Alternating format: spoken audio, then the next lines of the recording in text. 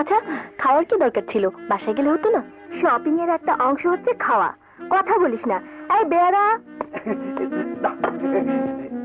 এই আগে তোমার না ভালো জিনিস খাইলে বুঝতে পারবা। খাও, আমি নিয়ে আলি।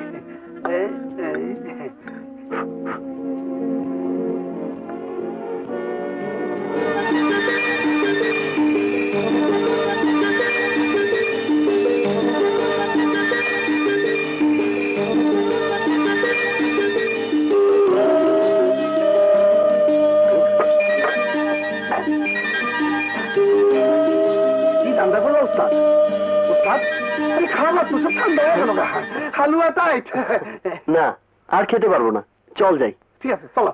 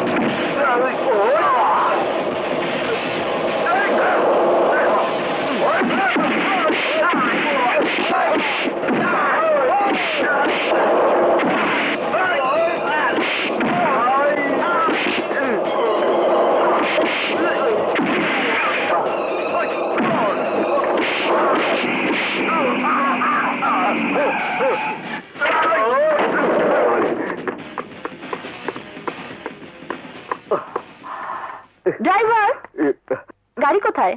ম্যাডাম, ম্যাডাম গাড়ি হাইজ্যাক হয়ে গেছে ম্যাডাম।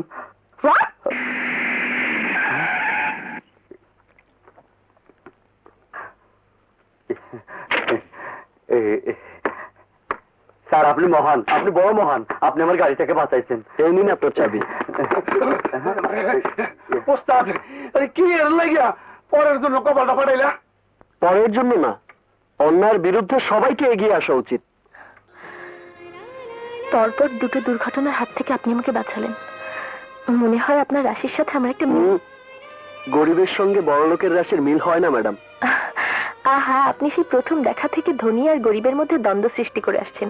কেন বলুন তো?